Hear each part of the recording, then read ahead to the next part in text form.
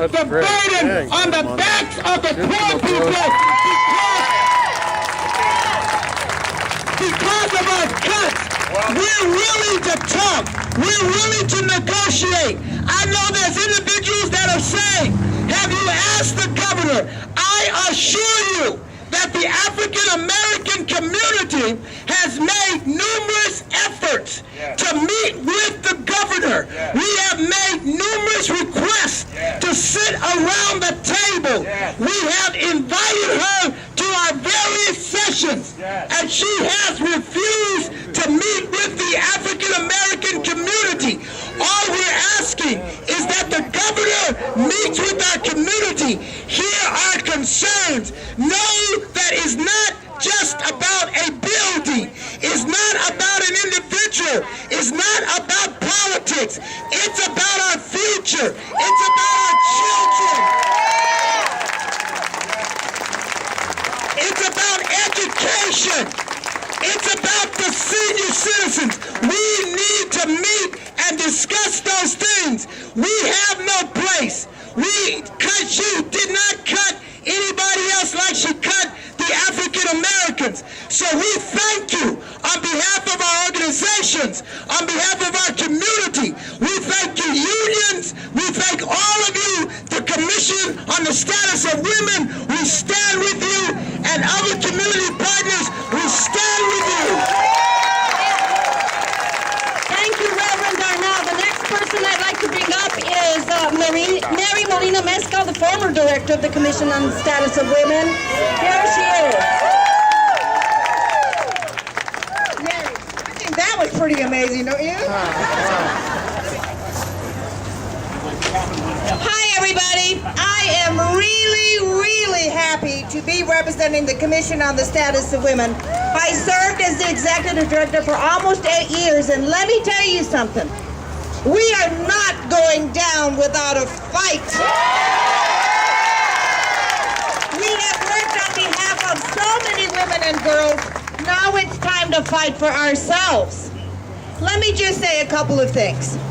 The Commission on the Status of Women has been in existence for 37 years. 37 years. And in a matter of seconds, our first woman governor made history, all right. She defunded the 37-year-old agency. Now, she has said it's about money. And all of us understand tight budgets. But let me tell you, ladies and gentlemen, it is not about the money. Let me tell you why. Our budget is $378,000. It costs you all 25 cents a year for the commission to function. She cut no other commission. She went after us. So, no, it is not about the money. It's about personal agendas. It's about personal agendas, is right. That's CJ, who runs our TeamWorks program, the only welfare to work program for single mothers. $850,000 when she got rid of the commission. That program disappeared. That program disappeared. So one last thought. We went to meet with the governor. We did all the appropriate things, like many of you have. And we met with her people. And we had a fabulous meeting for about an hour. So I said, I've done all the right things now. So what are the next steps? When can I meet with the governor? And he honestly said, I don't have an answer for you. And he looked a little embarrassed. Well, I tried, and I tried, and I tried. She did not have the guts to meet this woman face to face and tell us she's going to cut the commission. Doesn't have the guts to do that. So all I have to say in closing is shame on you, Governor Martinez.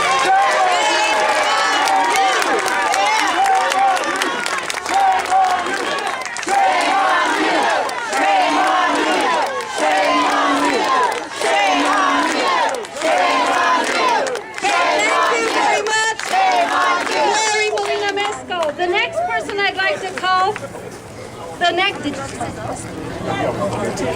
the next person I'd like to call, obviously, is State Representative Eleanor Chavez, who also serves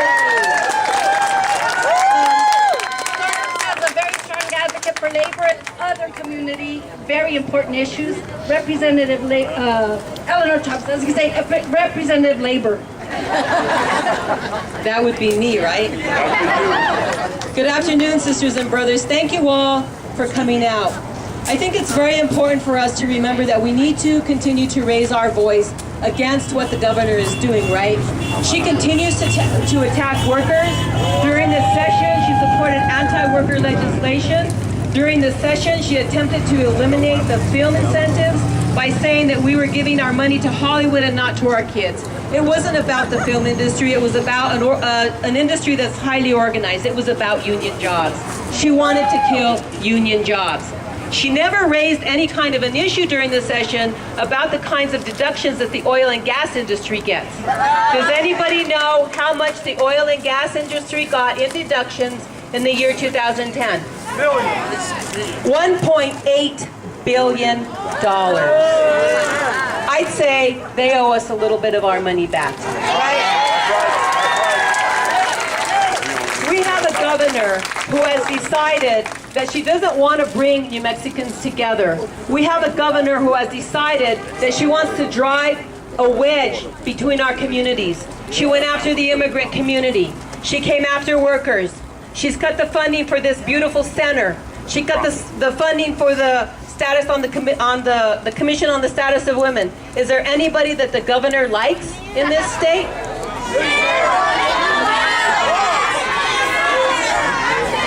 It sounds like you all know the answer to that question. So I would say to you, you must continue to organize. We have a very important election coming up in 2012. There are legislators in the state legislature, both in the House and in the Senate, who support community issues. Representative Miguel Garcia is here. Representative Cheryl Williams Stapleton is here. City Councilor Ray Garduño is here. So we have some allies. But I tell you what, folks, we can't do it alone. We need more in the House. We need more in the Senate. So continue to organize, and let's build for 2012, and let's send the governor and her Tea Party a message. Thank you, State Representative. The next person on the call up is our Labor Committee Chairman, who made sure that none of that onerous legislation ever left his committee. Thank you, Representative Miguel Garcia from the South Valley. Thank you, and God bless you all for being here this morning. And I stand in solidarity here today with our Afro-American brothers and sisters in regards to the attack on their cultural initiatives to provide much-needed programming to our youth overall, and also to our women in our state that also came under attack by the governor. But I want to make the public aware that the Democratic legislators, we put the nail in the coffin in terms of initiatives that the governor wanted that went counter to the needs of our elderly, the needs of our youth, the needs of our minority communities, the needs of our labor community, and the needs of our working families. And we made sure, as Democratic legislators, that there was funding in House Bill 2 for continued programs out of this beautiful center. And we also made sure, as Democratic legislators, that our Commission on the Status of Women continued to exist. And we fought two big battles on that one.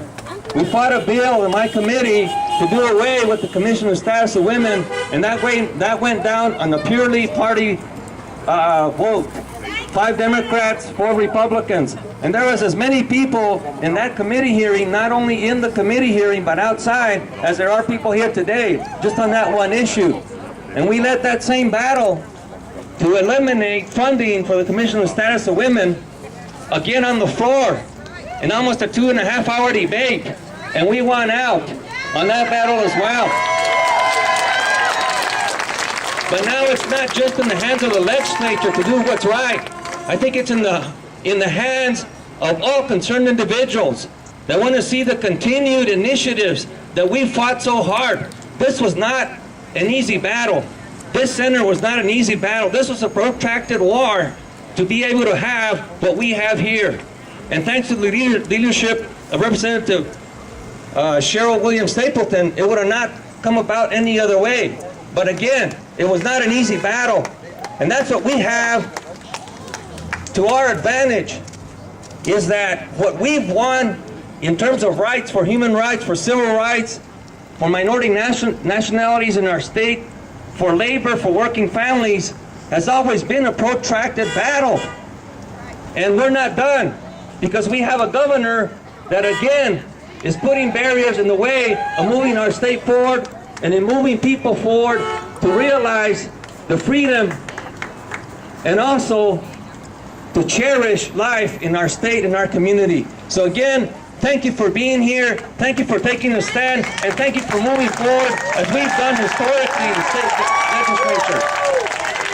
Thank you. He is truly a hero.